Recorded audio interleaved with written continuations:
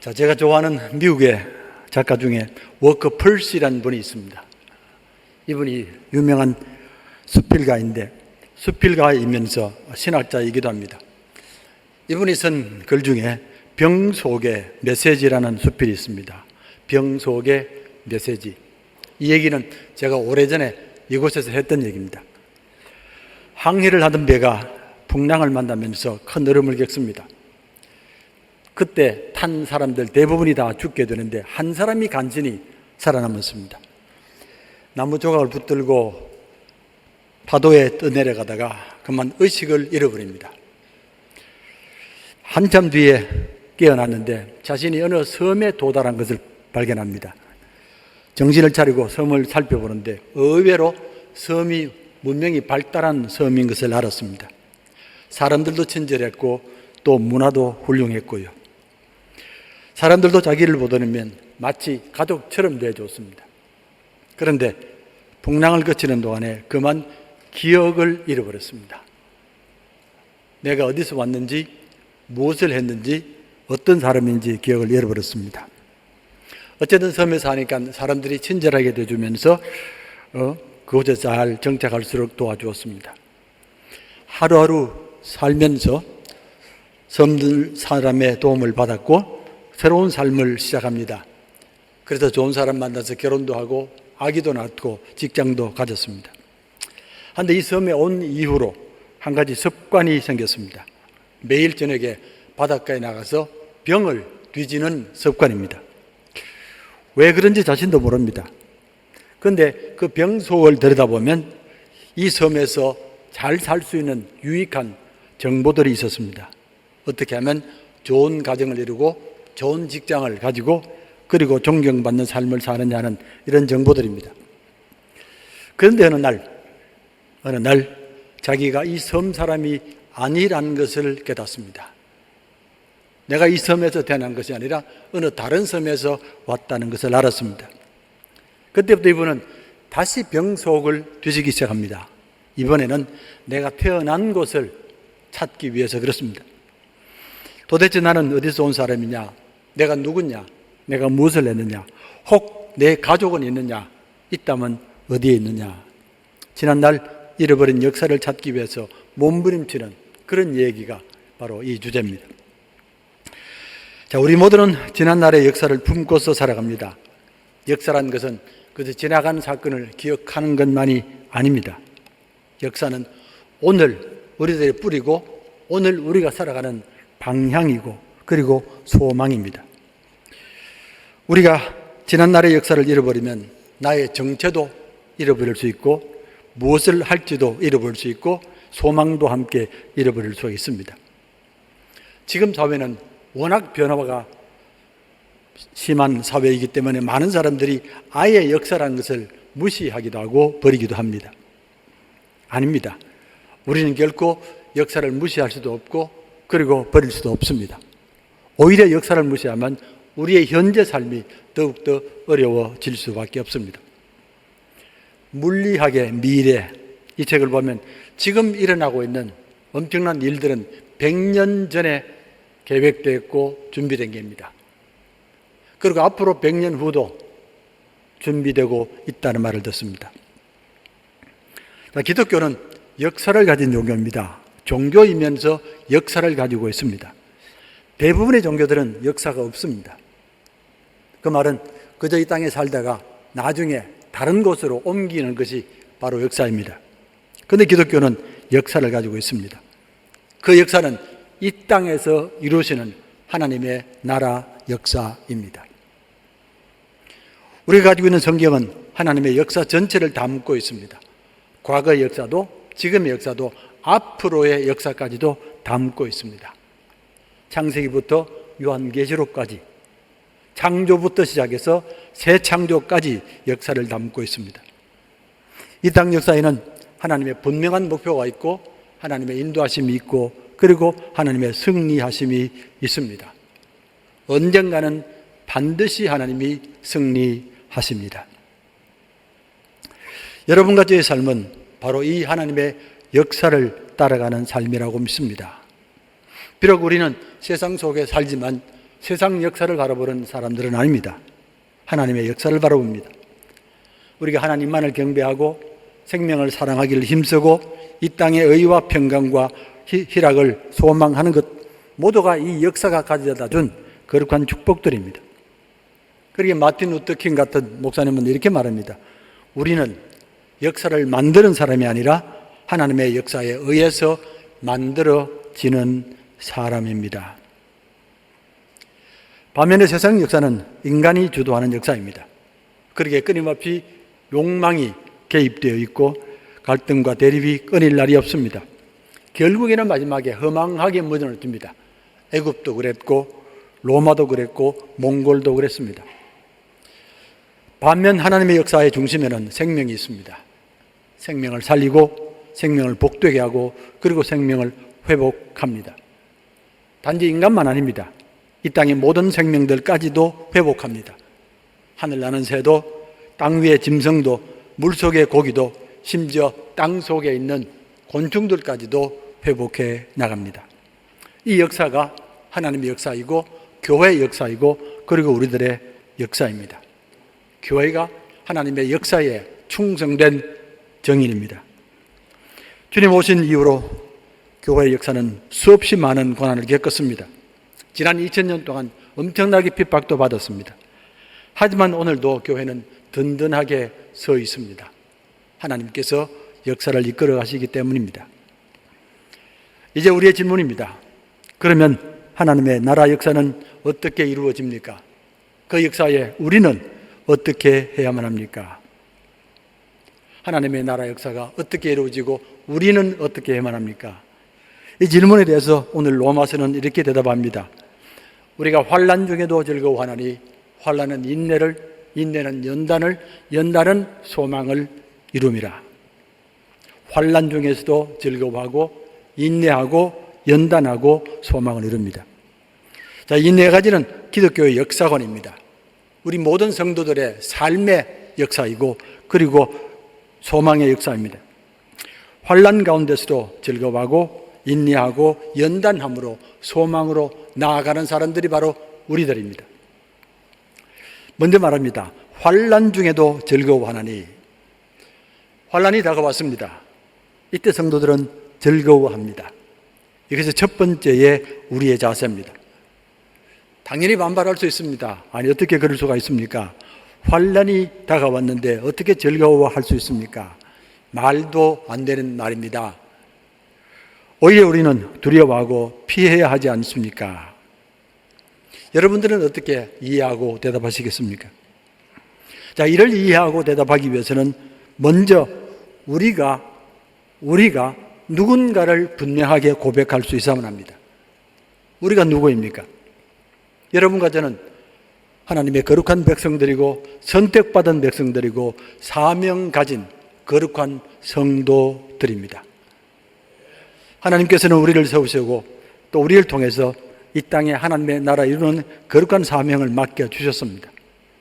사명의 사람들입니다. 우리의 생명도 우리의 삶도 우리의 모든 수고도 이 거룩한 사명을 위하여 살아갑니다.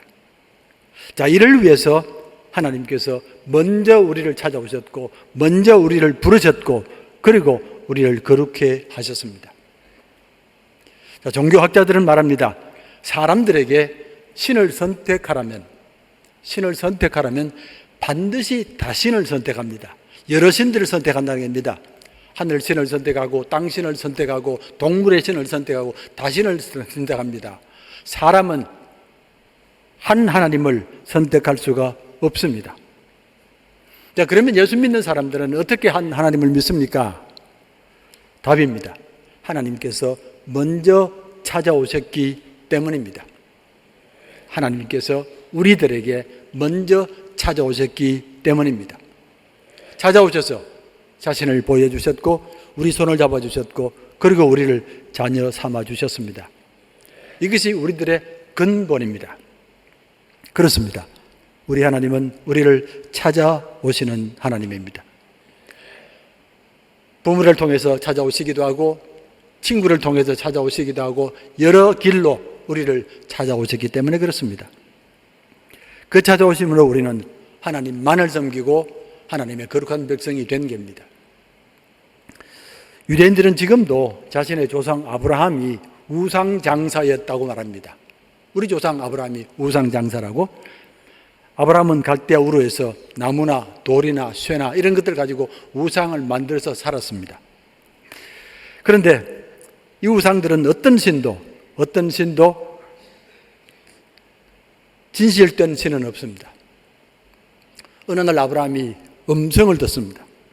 내가 너를 복되게 하고 큰 민족 되게 하고 내 이름을 창대케 하리니 너는 복이 되어라. 이 음성이 무슨 음성입니까? 누구의 음성입니까? 분명히 우상의 음성은 아닙니다. 그리고 사람의 음성도 아닙니다. 그렇습니다. 이 음성은 결코 우상이 할 수 있는 음성이 아닙니다. 분명 신의 음성입니다. 내가 만든 우상들은 어떤 것들도 말하는 우상은 없었습니다. 지금 신은 말을 했습니다. 자, 신이 말을 한다. 무슨 뜻이겠습니까? 이 신은 살아있는 신이란 말입니다. 이 신은 인간과 교제하는 신이란 말입니다. 이 신은 나를 알고 있는 신이란 말입니다. 무엇보다도 이 신은 말을 하기에 생명이 있는 신이란 말입니다. 마지막으로 이 신은 말을 하기에 창조의 신입니다. 이 땅의 모든 만물들은 말로 이루어집니다. 빛이 있으라 하심에 빛이 있었고, 궁창이 있으라 하심에 궁창이 있었고, 땅이 있으라 하심에 땅이 있었습니다. 말이 창조하고 관계하고 역사를 만들어 갑니다. 여기까지 생각이 미치게 되면 아브라함은 무릎을 꿇을 수밖에 없습니다. 그리고 이곳을 갈대아 우르를 떠날 수밖에 없습니다. 생명이 없는 이 땅, 온통 죽음과 우상과 거짓말이 가득한 이 땅을 떠날 수밖에 없습니다. 이제 우리는 우리의 근본을 분명히 해야만 합니다. 내가 하나님을 찾은 것이 아닙니다. 하나님께서 나를 찾아오셨습니다. 그리고 내게 거룩한 사명을 맡겼습니다. 내가 복이 되어라. 내가 복의 근원이 되어라. 우리를 찾아오신 목적, 부르신 목적은 나만 구원받는 것이 아니라 이 땅과 이 백성들을 구원하기 위한 거룩한 사명 때문입니다. 환난 중에 있는 세상, 환난 중에 있는 생명, 환난 중에 있는 하늘과 땅을 구원하라는 사명의 말씀입니다. 이 사실이 진실되게 고백된다면 우리는 본문의 말씀을 얼마든지 이해할 수 있습니다. 환난 가운데서도 즐거워해야만 합니다. 사람들은 모두가 환난이 없기를 바라고 환난 없는 것이 축복이라고 말합니다. 과연 그렇습니까? 아닙니다. 환난 없는 것이 좋지 않은 것도 아니고 또 저주도 아닙니다. 세상의 모든 선한 일들은 반드시 환난을 거쳐야만이 이루어지기 때문입니다. 우리의 삶을 깨우고 나태함을 물리치고 더 진실하고 더 충성된 종을 만드는 하나님의 거룩한 손길이라고 믿습니다. 우리가 세상 사람과 다른 것은 환난이 적거나 없기 때문은 아닙니다. 우리도 똑같이 환난을 받습니다. 그러나 우리는 다릅니다. 사명이 있기 때문에 그렇습니다. 환난 가운데서도 포기하지 않고 두려워하지 않고 담대하게 대합니다. 우리 모두는 환난의 세상, 환난의 생명을 구원받은 거룩한 사명자들입니다. 다음으로 인내와 연단입니다. 성도들의 덕목 가운데서 가장 어뜸되는 덕목이 인내와 연단입니다. 인내함, 참고 기다리고 그리고 연단하는 것. 바울은 고린도전서 13장에서 성도의 첫 번째 덕목을 오래 참는 것이라고 말합니다. 사랑은 오래 참습니다. 여기에 우리가 깨달아야 될 두 번째 사실이 있습니다. 하나님이 가장 힘쓰시는 일은 사람을 회복시키는 일입니다. 이 일이 어떤 일보다 중요하고 어떤 일보다 우선입니다. 세상을 창조하실 때에 모든 것을 다 만드시고 마지막에 사람을 지으셨고 그리고 사람들에게 만물을 돌보고 다스리는 청지기가 되라고 말씀하십니다. 그렇다면 이들이 청지기 사명을 잘 감당하면 만물이 행복합니다. 이들이 잘못 나가면 만물이 고통을 받는다는 말입니다. 그러면 하나님의 가장 간절한 소망이 사람을 키우는 것을 알 수 있습니다. 유대 사람들의 전통에 따르면 하나님께서 모든 만물을 만드시고 마지막에 사람을 만들려고 하셨습니다. 그때에 주위에 있던 천사들이 극구 반대했다고 합니다. 하나님, 만들면 안 됩니다. 사람 만들면 안 됩니다. 왜냐하면 사람은 반드시 하나님을 배반합니다. 그들이 말이 맞습니다. 사람을 만들어 놓으니까 계속 하나님을 배반합니다. 계속 세상의 고통을 받는 겁니다. 하지만 이것이 끝이 아닙니다. 하나님은 사람을 버리지도 않았고 오히려 사람을 찾아갔습니다. 천사들이 모르는 게 있습니다. 하나님에게 은총이 있다는 것, 용서의 은총이 있다는 것, 회복의 은총이 있다는 것, 그리고 인내의 은총이 있다는 것을 몰랐습니다. 1번씩 7번 잘못하더라도 기다리시고 인내하시는 하나님의 모습입니다. 우리가 잘 아는 렘브란트의 탕자의 비유 그림 아실 겁니다. 렘브란트는 하나님을 그리면서 맹인으로 그렸습니다. 눈을 보지 못하는 그런 맹인입니다. 밤낮으로 아들을 기다리다가 눈이 먼 아버지의 모습입니다. 우리는 이 그림을 보면서 이보다 더 진실하게, 이보다 더 정확하게 하나님을 그릴 수 있겠습니까? 이보다 자식을 기다리면서 눈이 먼 이분이 우리의 하나님입니다. 다음으로 인내한다는 것은 그저 참는 것이나 아니면 시간이 가기를 기다리는 것만 아닙니다. 우리의 인내에는 분명한 목적이 있습니다. 바로 연단입니다. 주님께서는 공식적으로 하나님의 나라를 선포한 뒤에 가장 먼저 12제자를 부르셨습니다. 나라가 시작되었는데 군대도 아니고 돈도 아니고 12사람을 뽑았습니다. 자, 이들을 가지고 무엇을 하시는지 모르겠습니다. 이게 두 가지 큰 뜻이 있습니다. 하나님의 나라는 사람이 만듭니다. 세상 나라는 다른 것으로 만들지 몰라도 하나님의 나라는 사람이 만듭니다. 그리고 하나님의 나라는 연단받은 신실한 종들이 만듭니다. 참제자들이 만들어 나갑니다. 주님은 이 12명을 훈련시킴으로 3년 동안에 하나님의 나라를 이 땅에 이루셨습니다. 종종 신학교 입학식에서 예배 드릴 때에 불렀던 찬송을 기억합니다. 대개가 323장을 부릅니다. 부름받아 나선 이 몸 어디든지 가오리다. 괴로우나 즐거우나 주만 따라가오리니 어느 누가 막으리까. 죽음인들 막으리까. 아골골짝 빈들에도 복음 들고 가오리다. 이름 없이 빛도 없이 감사하며 섬기리라. 근데 이 찬송이 요즘에는 많이 달라졌다는 것을 알았습니다. 하나님, 아골골짝은 생각해 봐야 됩니다. 시골 골짝도 생각해 봐야 됩니다. 대신 도시로 보내주십시오. 그래야 자녀를 교육시킵니다. 하나님, 어느 누가 막으리요? 사모의 권세를 누가 감히 막겠습니까? 돈의 권세를 누가 감히 막겠습니까? 이름도 없이, 하나님, 이름 없으면 큰일 납니다. 나중에 노령 연금 받지 못합니다. 자, 주님의 간절한 소망은 우리 한 사람 한 사람이 연단받은 제자가 되는 길입니다. 하나님의 소명을 귀하게 여기고 어려움이 와도 인내하고 이런 가운데서 자신을 주님의 참된 제자로 만드는 종이 되는 것입니다. 이제 세 번째, 소망입니다. 소망은 하나님의 역사가 이 땅에 뿌린 가장 위대한 축복이라고 믿습니다. 기독교는 이 땅에 소망을 심음으로 새로운 역사를 시작했고 새로운 사람들을 만들었습니다. 그리고 소망으로 악한 세력들을 물리쳤고 그리고 진리를 이 땅에 세웠습니다. 2차 대전 때에 독일의 죽음의 수용소에 갇혔던 유대인들 죽을 수밖에 없는 환경인데 살아남는 사람들이 있었습니다. 그들에게는 한 가지 소망이 있었습니다. 크리스마스가 되면 가족을 만난다는 소망입니다.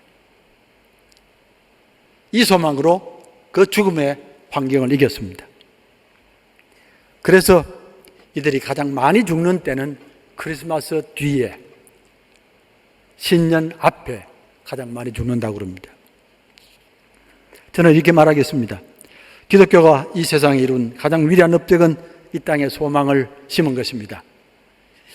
이 소망이 죽어가는 생명을 살렸고, 저주받은 땅을 살렸고, 그리고 버림받은 생명들을 살렸습니다. 인간도 동물도 살렸습니다. 만약에 기독교가 이 땅에 소망을 심지 않았더라면 이 땅도 지금 아직까지 저주 속에, 절망 속에 살 수밖에 없었을 겁니다. 지금도 어릴 적을 기억합니다. 어릴 적에 수없이 많은 절망적인 말들, 팔자, 운명, 재수, 팔자, 운명, 재수입니다.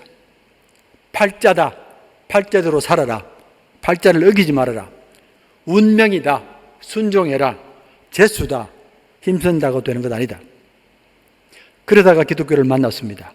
그러자 당장 사람들의 노래가 달라졌습니다. 자, 인간은 소망을 묻고 살아가는 피조물입니다. 소망만 있으면 어떤 어려움도 이깁니다. 하나님은 우리들에게 소망을 주시는 분입니다.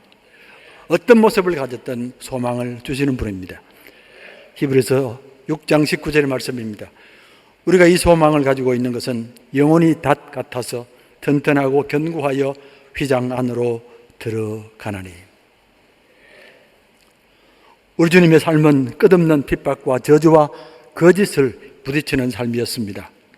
당시의 바리새인들, 사두개인들, 종교 지도자들 끊임없이 예수님을 모함했고 예수님을 이용했고 십자가를 조롱했습니다. 광야의 사탄도 십자가를 조롱했고 제자들까지도 그랬고 총독 빌라도도 그랬습니다. 지금이라도 십자가를 포기해라. 대신 세상 권세를 가져라. 그리고 세상의 부귀 영화를 가져라고. 그러나 끝까지 인내하셨습니다. 끝까지 십자가를 붙드셨습니다. 마침내 십자가를 지셨습니다. 가장 거룩한 연단의 순간입니다. 십자가에 달리시며 온 세상을 새롭게 하셨습니다. 저들의 죄를 사하소서. 대제사장으로 모든 생명을 용서하셨습니다. 나와 함께 낙원에 이르리라. 마지막 순간까지 강도의 생명을 구원하셨습니다. 여자 여보소서 아들입니다. 한 여인의 수고를 끝까지 기억하셨습니다. 하늘을 향하여 엘리 엘리 라마 사막다니 하시면서 하나님을 찬송하셨습니다. 그런즉 내가 하나님의 제단에 나아가 나의 큰 기쁨의 하나님께 이르리라. 하나님이여, 나의 하나님이여, 내가 수금으로 주를 찬양하리이다. 내가 목마르다. 육신의 힘이 다 소진될 때까지 온전히 십자가 지셨습니다. 그리고 마지막으로 하나님께 자신의 영을 맡기셨습니다. 성도 여러분, 오늘도 여러분과 저는 이 땅을 회복하는 하나님의 거룩한 역사에 충성하는 사명자들입니다. 이 역사를 알기에, 그리고 이 역사를 붙들기에 우리는 참으로 영광스럽고 참으로 가슴 벅찬 삶을 살 수 있습니다. 우리가 있기에 세상이 살아가고 우리가 있기에 이 땅에 하나님의 나라가 이루어지기 때문입니다. 혼란이 다가올 때에 즐거워하십시오. 인내하시면서 주님의 제자로 연단하십시오. 그리고 어떤 경우라도 소망으로 승리하십시오. 우리 모두가 주님 앞에 설 그때까지 이 거룩한 역사에 쓰임받기를 간절히 원하며 주의 이름으로 축원드립니다.